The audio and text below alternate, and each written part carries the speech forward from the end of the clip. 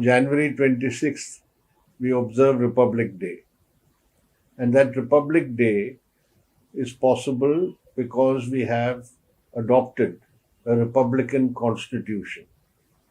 The Constitution of India is a unique document framed by the Constituent Assembly of India, which embodies much of the values which arose during the freedom struggle. It was the freedom struggle which brought the concept of a modern nationhood of India, a nation which should be democratic, republican, and secular, and which should encompass all the people living in India, treating all as citizens and as equal citizens. This is a constitution which says that every citizen of India, irrespective of religion, language, race, or gender, are equal. And therefore, the concept of equality, fraternity, and liberty, which are the classic concepts brought up by the French Revolution, those are incorporated in our constitution. And in a diverse country like India, the constitution accommodates this diversity. For instance, we have number of languages in India. So the 8th schedule of the Constitution has listed the national languages of India. These are declared to be the national languages. There are 22 such national languages now in the Constitution. This Constitution also sets out the framework for the federal structure. No, not fully federal, but there are federal features in the Constitution, with the states of the Indian Union having its own sphere of rights, etc. That is why it's called India is a union of states. That means it recognizes that the various states of the Indian Union constitute the republic. Therefore, this constitution, which arose, as I said, through the experience and the values which were embedded in the freedom struggle, has been the bedrock for parliamentary democracy in India. No other newly independent country in the 20th century, after the Second World War, could have what India has as a record of democracy, which is from the promulgation of this constitution.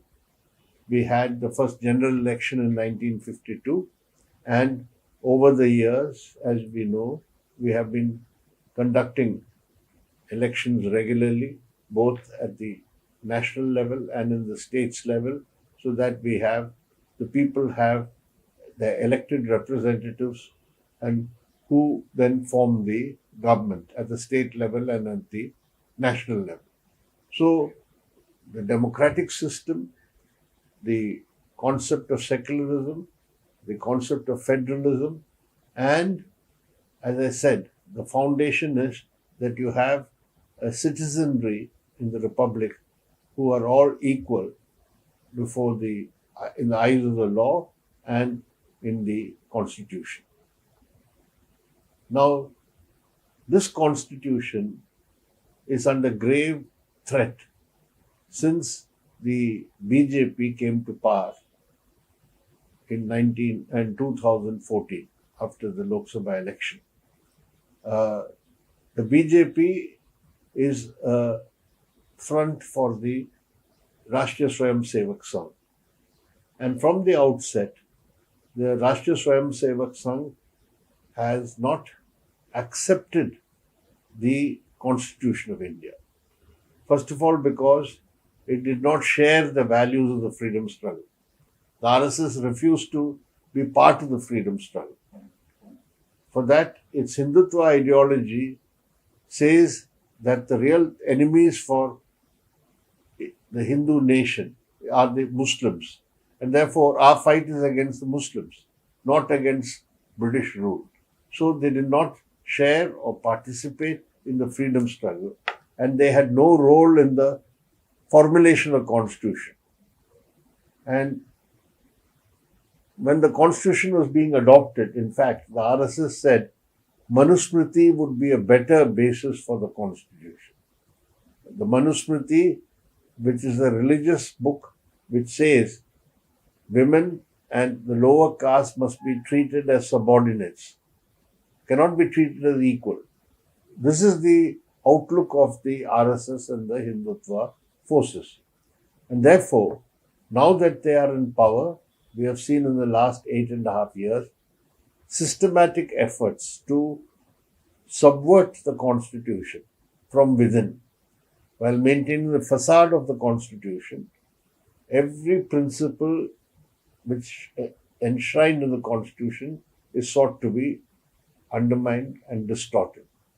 Secularism, which says that all religions should be treated equally in India. Today you have a government and a prime minister who privileges one religion, Hinduism. The prime minister himself presides in official ceremonies on laying the foundation of the temple like the Ram temple, on renovation of the temple premises like the Vishwanath corridor in Kashi, and day in and day out goes to religious functions in his capacity as the prime minister. Starting from that, down below, the targeting of minorities, Muslims particularly, even Christians in some places, depriving them of their basic rights. As citizens, Muslims in BJP-ruled states like Madhya Pradesh, Gujarat, etc., you find they are not got the same rights and status as others just because they are Muslims. So already the constitutional principle that all citizens are equal has been distorted or undermined under BJP rule. The other aspect, serious aspect, is the various bodies under the constitution. The very structure of the constitutional scheme is sought to be undermined. An authoritarianism of the type which will undermine the role and independence of other constitutional bodies, like the court, the Supreme Court, like the armed forces, like the bureaucracy. All of them are being made totally to work at the behest of the interests of the ruling party at the center, or they are being sought to be infiltrated and packed with personnel who will do the bidding of the ruling party. Right now, this target is the Supreme Court.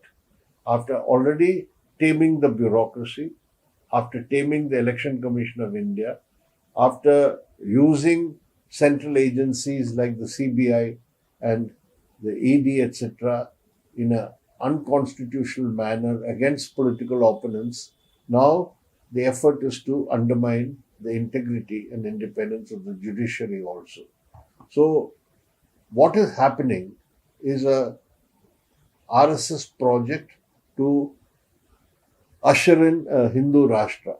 And that Hindu Rashtra is antithetical to the constitution and the basic precepts of the constitution.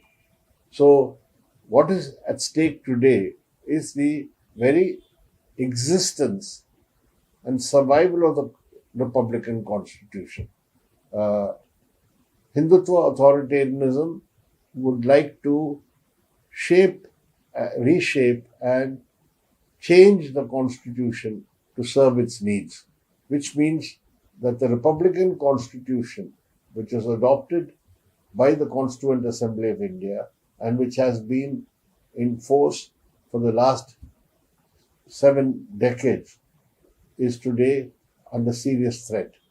It becomes the responsibility of every citizen of India, every democratic-minded person in India to rise up to fend off this threat to the Constitution of India. Defense of democracy, defense of secularism, defense of the Constitution.